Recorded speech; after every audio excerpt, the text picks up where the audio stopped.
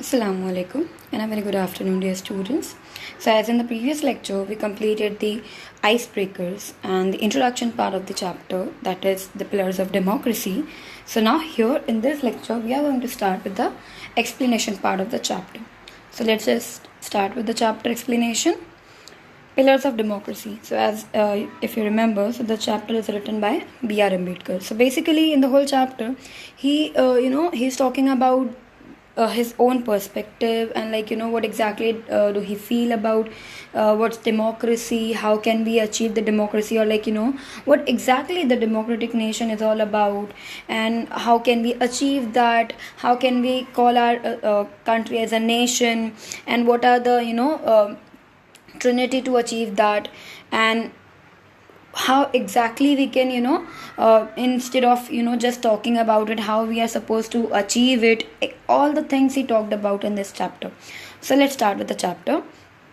If we wish to maintain democracy not merely in form but also in fact, what must we do? The first thing, in my judgment, we must do is to hold fast to constitutional methods of achieving our social and economic objectives.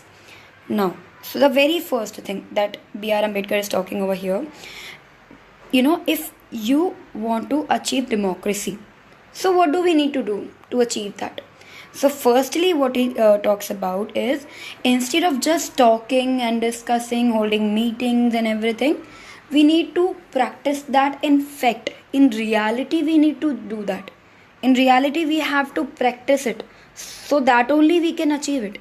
If we are just talking about it, just discussing about it, so it won't be possible to achieve. And what he is talking about, the first thing, according to his judgment, what he is saying, that we have to go as per the constitutional methods if we want to achieve the social objectives, the economic objectives. So for that, we have to practice it, or we have to go as per the constitutional method. As we know about the constitution, so all our rights and the duties, being a citizen, and all the law and everything is mentioned in the constitution, as we know, right? So now when we talk about it, so if we have been awarded with so many rights and the duties, at the same time the same rights are also given to the other citizens at the same time, right? So if we are free to enjoy our own rights, so at the same time the other citizens also have their own rights. So if we are performing or enjoying our own rights, we are not supposed to we are not supposed to with someone, if they are enjoying their own rights, we are trying to destroy that, or we are stopping them from doing or from enjoying the rights. So it should not happen like that. If we are enjoying our own, we should let others also enjoy their own rights and to perform their duties or whatever it is. So what he's saying, if we go as per the constitutional method, that's the first thing that in his judgment which we need to do. When there was no way left for constitutional methods for achieving economic and for unconstitutional methods, but where constitutional methods are open, there can be no justification for these unconstitutional methods. These methods are nothing but the grammar of anarchy, and the sooner they are abandoned, the better for us. So what else he is saying over here? See, in the previous time, till the time when the constitution wasn't framed and everything, so before that, if the people were following unconstitutional method, so there was a great deal of justification. They could have justified that, yes, there was no rule and everything, there was no constitution written that time before this, so they could have justified that. But what now? Now we do have the constitution, right? We have the constitutional methods to follow anything, whatever we want. So now, as we are having the constitution and the methods of it, so we have to go as per that. So the previously, when it wasn't there wasn't great deal of justification, or they could have justified, but not for now. And that's what he's saying. If we have constitution, then we should not go out of that. We should not follow the unconstitutional methods. So what else he is saying? These methods are nothing but the grammar of anarchy, and the sooner they are abandoned, the better for us. So if you are going for the unconstitutional method, that is nothing but grammar of anarchy. And what does it mean? basically where the absence of government or absence of the person who govern the country, or like who control the system basically. So if there is an absence of governing body, obviously there will be disastrous things can happen, right? Everyone just will try to do their own, or follow their own rules, so there will be no proper system in the country. So that's what he's saying. It will be good if we remove all those negativities, or like the unconstitutional methods, if we remove as soon as possible, that will be better for us. The second thing we must do is to observe the caution which John Stuart Mill has given to all who are interested in the maintenance of democracy, namely, not to lay their liberties at the feet of even a great man, or to trust him with powers which enable him to subvert their institutions. There is nothing wrong in being grateful to great men who have rendered lifelong services to the country. Now, what he's saying, the second thing that we need to observe about is the caution basically, and which is given by John Stuart Mill. And what he said, if we want to maintain the democracy, the people who are interested in maintaining democracy, so what we need to do is not to lay their liberties at the feet of even a great man, or to trust him with powers which enables him to subvert their institutions. Means your liberty is yours, your freedom is yours. You are not supposed to give it to someone else, or you should not put your liberty at someone else's feet. Means it's indirectly or interconnected with the hero worship, which we discussed in the previous lecture. Hero worship means what? When you start worshipping a person. Are you getting the point? When you just do whatever the person is saying. If he says it's night, instead but it's a day, but he says it's night, so you follow that also. You says yes, it is night, because you are saying.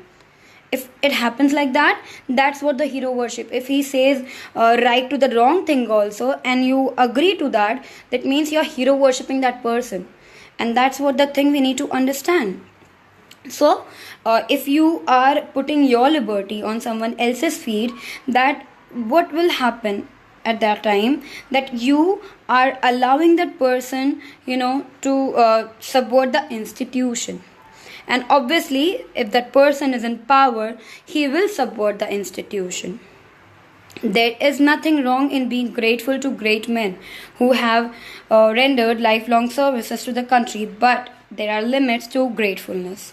Now, what he's saying, obviously, if some person have served to the nation and have done a lot of things, or have done the great deeds, so there is nothing wrong in feeling grateful towards that person, right? Because he or she, whoever they are, they served their life towards the country. So there is nothing wrong to feel grateful about that person, but there is a limit. Even when you feel grateful to someone, there is a limit. As has been well said by the Irish patriot Daniel O'Connell, no man can be grateful at the cost of his honor, no woman can be grateful at the cost of her chastity, and no nation can be grateful at the cost of its liberty. So there is an Irish patriot, Daniel O'Connell. He, very beautifully he quoted, or he had written or mentioned that what are the limits basically for a man, for a woman, or for a country. What is a limit of feeling grateful towards someone? If someone have done good for you, you should feel grateful. But even in that, there should be a limit. You cannot just give your life if someone have done good for you, or you cannot just do anything wrong if someone have done good to you. It should not be like that. There should be a limit. Even when you give back to someone whatever they have done for you in return, if you are giving something, there should be a limit in giving whatever you are giving. Okay, so what is mentioned very clearly or beautifully here, about a man, what he is mentioned, that if a man is grateful towards anyone, so he should not feel grateful at the cost of his honor. Means if he is feeling grateful towards anyone, but for that he should not sacrifice his honor just to show his gratefulness. And the women should not feel grateful, or they should feel grateful, but not at the cost of her chastity. Chastity means purity or modesty, means she should not sacrifice her modesty just to show her gratefulness towards anyone. And at the same time, what he discusses about the nation, that the nation should not feel grateful at the cost of its liberty, means just to show the gratefulness, the nation should not sacrifice its liberty. This caution is far more necessary in the case of India than in case of any other country. For in India, bhakti, or what may be called the path of devotion or hero worship, plays a part in its politics unequaled in magnitude by the part it plays in the politics of any other country in the world. So what he's saying, this is necessary, especially in the case of India, because India is a country where the devotion is very important, or the devotion is there in many of the things, or the hero worship is there. So if we compare India with any other country, what he's saying, that this case you will find in India. As we know, the term bhakti, or the devotion, plays very important role in politics over here. So what he is saying, bhakti in religion may be a road to the salvation of the soul, but in politics, bhakti or hero worship is a sure road to degradation and to eventual dictatorship. So now what he is saying, if you are showing your devotion in religion, that might be the road or the path towards the salvation. Salvation means what? Salvation of the soul, where you feel free, or liberated, or your soul feels liberated, or free from any kind of burden or anything like that. So if you follow devotion in religion, that can be the path towards the salvation. But if you follow hero worship, or if you show the devotion in politics, means in politics, if you do the hero worship, if in politics you show your devotion, so that will be basically worshipping a person, not a god, right? So when you worship a person instead of worshipping God, that means that will definitely lead you towards the dictatorship, or towards the degradation of a country. And then what he's saying later on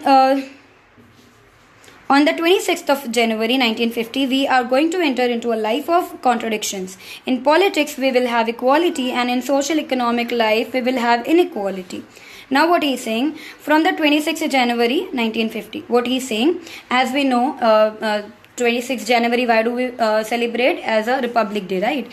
And why do we celebrate that? Because the constitution was implemented on that day. From that day, we started following 26th January 1950, right? So that's what he's saying, that from 26th January 1950, we were about to enter in the world of contradictions. Contradiction means what? If basically I'm giving two statements and both are opposite of each other, or completely different of each other, that will be the contradictory statement, right?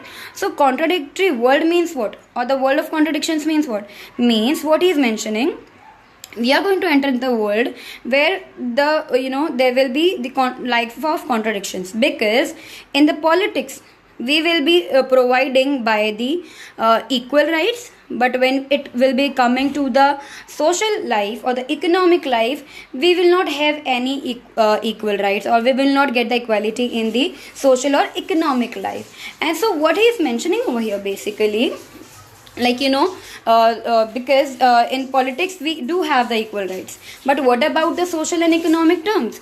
So what he is saying over here, that later in politics, going to enter into a life of contradictions. In politics we will have equality, and in social economic life we will have inequality.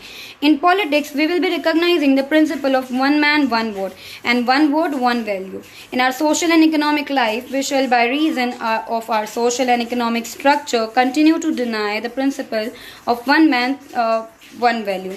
How long shall we continue to live like this, live this life of contradictions. So what he's saying, in the politics we will have the equal rights, like one man one vote. Obviously how rich or how poor you are, it doesn't matter. How if you belong to the higher caste or the lower caste, doesn't matter at all. If you are an Indian, you have a right to vote, to cast one vote, just to give one vote. You cannot give two votes at a time, even if you are the richest person of this country. That's what the equality in the politics. And one vote one value. If you have given one vote, so your vote will be counted as one. If you are the richest person of the country, so your vote won't be counted as two, right? And if you even belong to higher caste or the lower caste, it doesn't matter at all. If you, from wherever you come, or to whichever caste or whichever religion, to whichever background you belong, that doesn't matter at all. If you have given vote, it will be counted as one. It won't be counted as two vote. So that's what the equality in politics. But what about the social and economic life? In social and economic life, you will be denied with your rights and with the equality. How long shall we continue to live this life of contradictions? Obviously, is everyone equal in the economical status, or financial status? Is everyone equal? Obviously not. Or do we have the equality in that, in social or economic life? Obviously not. So that's what the B.R. Ambedkar is mentioning, that in social and economic life you will be denied with your rights. How long shall we continue to deny equality in our social and economic life? If we continue to deny it for long, we will do so only by putting our political democracy in peril. So what he is mentioning, if we continue to deny like this, these things, whatever is happening, or if we are not getting our rights, equality or everything, so it's just about putting our democracy into peril. Peril means at risk or in a danger. We must remove these contradictions at the earliest possible moment, or else those who suffer from inequality will blow up the structure of political democracy which this assembly has so laboriously built up. Now, what he is saying, if we do not remove these contradictions at earliest possible, so that moment is not so far when the people who suffered due to these inequalities, so they will blow up the structure of political democracy. So for that, what he is saying, we should try to remove this as soon as possible. The second thing we are wanting is is recognition of the principle of fraternity. Fraternity means what? The sense of common brotherhood. What does fraternity mean? Fraternity means a sense of common brotherhood of all Indians. If Indians being one people, it is the principle which gives unity and solidarity to social life. It is a difficult thing to achieve. How difficult it is can be realized from the story related by James Bryce in his volume on American Commonwealth about the United States of America.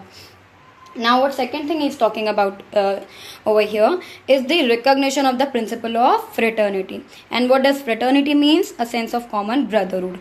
Means where we feel all the Indians being one people. If we have that kind of feeling in us, so that's what it's all about. And we need to have solidarity, in social life and in everything. So how difficult it is to achieve this solidarity, we can understand by the example, or by the story which is given by the James Bryce in the American Commonwealth, in his volume of American Commonwealth. He mentioned a story, so we'll just see to it so that we can understand. So American Commonwealth about the United States of America. The story is, I propose to recount it in the words of Bryce himself. So what he's saying, I would like to recall it in the words of Bryce himself only. Some years ago, the American Protestant Episcopal Church was occupied at its triennial convention in revising its liturgy. So basically what he's saying, before few years ago, the American Protestant Episcopal Church, they were that church was occupied at its triennial convention. Triennial means the anniversary, the 300th year anniversary basically. So they were gathered over there for the convention in revising its liturgy. Liturgy means the rites prescribed for public worship, means that how public worship should be done and everything. So to prescribe about that, the gathering was there, and then it was thought desirable to introduce among the short sentence prayer a prayer for the whole people. And an eminent New England divine proposed the words, "O Lord, bless our nation." So now basically, they required, or they felt to revise the prayer, okay, and to make it short. And then what they did, they proposed the sentence, "Oh Lord, bless our nation." Okay, and that was accepted one afternoon. Then the next day, the sentence was brought up for the reconsideration. Why? When so many objections were raised by the laity means basically the people of religious community, to the word nation as importing too definite a recognition of national unity, that it was dropped, and instead they were adopted the words, "Oh Lord, bless these United States." So basically, when they stated, "Oh Lord, bless our nation" as a part of prayer, so that day it was accepted before that, but the another day when it was brought up for the reconsideration, people objected on that. And what people did, they thought it is not the correct statement to give, because that time they were not considering themselves as united, or as they were not considering themselves as the nation, as they were like a bit scattered or not that much completely united, so they were not ready to accept themselves as a nation. So what they said, that this statement might be wrong, and instead of stating that statement, what they did, they changed a bit, and they made a bit changes. And what they made it, they adopted another sentence, and that was, "Oh Lord, bless these United States." That's what they said.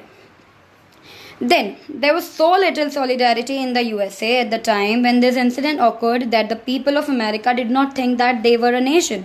If people of the United States could not feel that they were a nation, how difficult it is for Indians to think that they are a nation. So just imagine, if in USA at that time there was a very little solidarity, they were not ready. With this incident, we came to know that they were not ready to consider themselves as a nation. So just imagine how difficult it is going to be for us, for Indians, to accept that we are not a nation yet. If the people of United States could not feel that they were a nation, how difficult it is for Indians to think that they are a nation. I remember the days when politically minded Indians resented the expression, "the people of India." They preferred the expression, "the Indian nation." I am of opinion that in believing that we are a nation, we are cherishing a great delusion. Delusion means what? Like, basically a mistaken idea or an opinion. So what he's saying, like, I remember some politically minded people stating before some time, as a nation, they called our country. So I feel like personally, if calling our country as a nation, I believe like we are in a great delusion, or because he did not agree with this point, B.R. Ambedkar, that we are a nation that time. So what he says, if we follow that, or if we state our country as a nation, that means we are cherishing a great delusion. How can people divided into several thousands of castes be a nation? The sooner we realize that we are not as yet a nation in the social and psychological sense of the word, the better for us. Now what he's saying, you know what, we are divided into thousands of different castes. So the country which is divided into thousands of castes, how we can even think of considering ourselves as a nation? Just think about it. And the USA, where there was no caste system at all, they were not ready to accept that they were a nation. So how can we think of doing this, that when we are divided into thousands of castes? So how can we even think of feeling like that? So first, very important thing, we need to realize it, that we are not yet a nation. So the sooner we realize, the better for us. For then only we shall realize the necessity of becoming a nation and seriously think of ways and means of realizing the goal.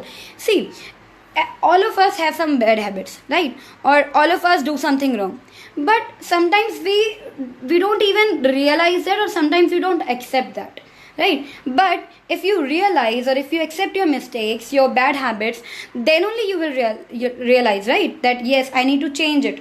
If you don't only realize, how will you make feel the necessity of changing that or improving that?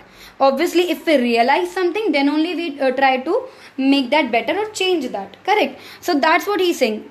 For achieving the or calling our country as a nation, first of all we need to realize that we are yet not a nation. Then only we will realize the importance or the necessity of becoming a nation. And then what he is saying after that, for then only we shall realize the necessity of becoming a nation and seriously think of ways and means of realizing the goal. The realization of this goal is going to be very difficult, far more difficult than it has been in United States. And what he's saying, realizing this thing is going to be very difficult. And it is going to be far more difficult than how it have been in United States. The United States has no caste problem. In India, there are caste.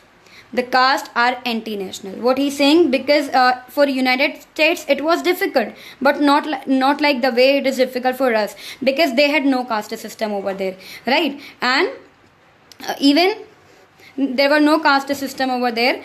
Now, but in India, as we know, there are so many different kind of caste, right? And the caste, what he's calling caste as anti-national. Obviously it is anti-national because, like, if the caste system becomes hurdle at many places, right? And it goes against of any country.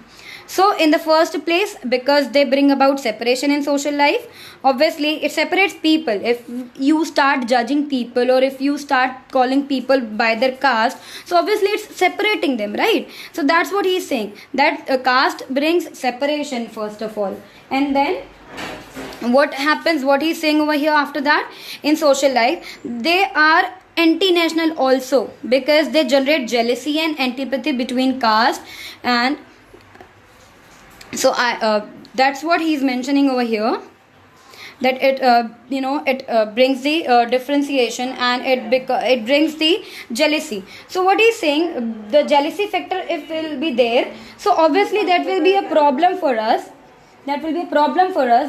Then that's what we need to realize, the very important part, right? So obviously, like, if one caste is getting preference over the other, so obviously it will indirectly, or ultimately it will create jealousy in the other person, right? That yes, they are getting preference because of this caste, because of that caste. So obviously that will be the reason of the jealousy, right? So that's what we need to understand. So I hope you must have understood this much. Thank you very much.